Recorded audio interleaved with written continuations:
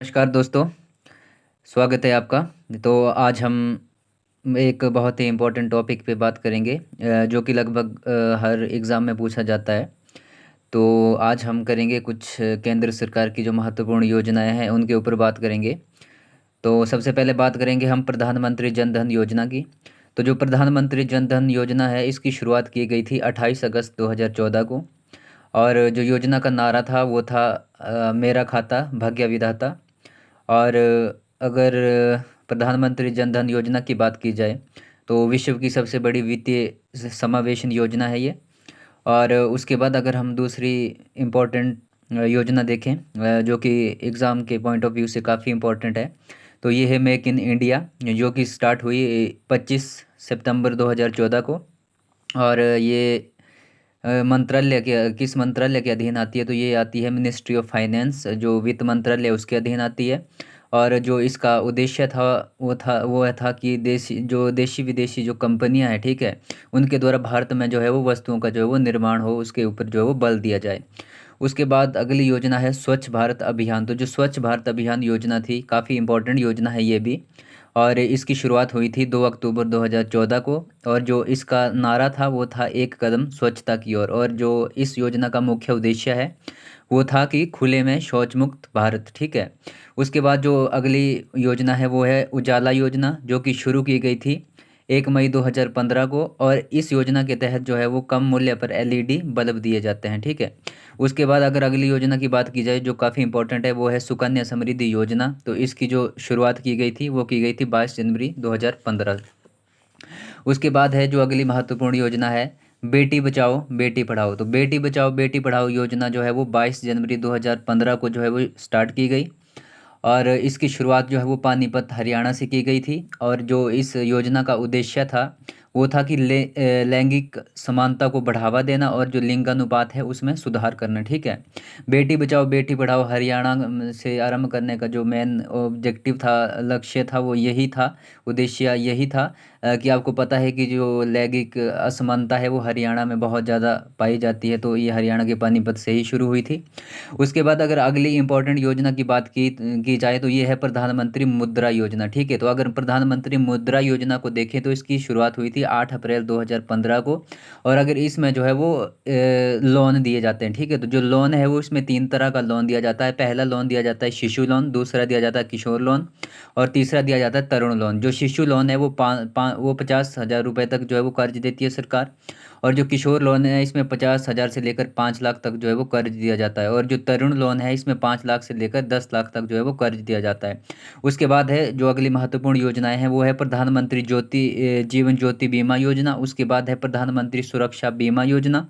और इसके बाद जो तीसरी है वो है अटल पेंशन योजना। तो ये जो तीनों योजनाएं हैं ये 9 मई 2015 को जो है वो शुरू की गई थी। काफ़ी इंपॉर्टेंट योजनाएं हैं और मैक्सिमम वनडे एग्ज़ाम में पूछी जाती है।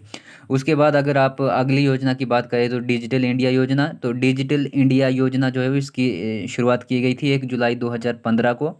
और जो इसका उद्देश्य था वो था भारत को तकनीकी रूप से जो है वो सक्षम बनाना, ठीक है। और इसके बाद अगर हम अगली योजना की बात करें तो अगली योजना है स्किल इंडिया।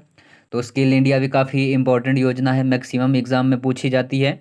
और स्टार्ट हुई थी 15 जुलाई 2015 से। जो इसका उद्देश्य था वो है युवाओं को जो है उद्योग से संबंधित कौशल प्रशिक्षण जो है वो प्रदान करना, ताकि वो जो है वो खुद स्वरोजगार जो है वो शुरू कर सके, अपना रोजगार जो है वो शुरू कर सके।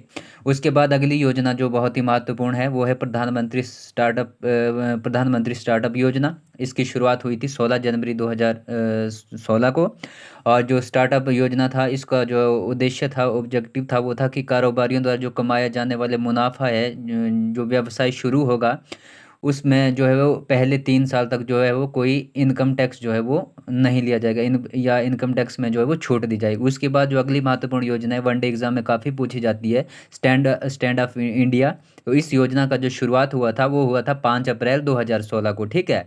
तो जो इसका उद्देश्य था, जो इस उद्देश्य है इस योजना का, वो है कि देश में कारोबार को जो है वो बढ़ावा देना। और 10 लाख से लेकर 1 करोड़ तक जो है वो लोन दिया जाता है। और SC ST ओबीसी और महिला जो है वो इनको भी जो है वो ये लोन दिया जाता है। उसके बाद अगला है प्रधानमंत्री उज्ज्वला योजना, ठीक है। काफ़ी इंपॉर्टेंट है, वनडे एग्जाम में पूछा जाता है। तो प्रधानमंत्री उज्ज्वला योजना की जो शुरुआत हुई थी वो हुई थी 1 मई 2016, ठीक है। उत्तर प्रदेश के बलिया से शुरुआत हुई थी इसकी, और जो इसका नारा है वो है स्वच्छ ईंधन, जो है वो स्वच्छ ईंधन बेहतर जीवन, ठीक है। तो इसके तहत जो है वो मुफ्त में आपको एक गैस सिलेंडर दिया जाता है।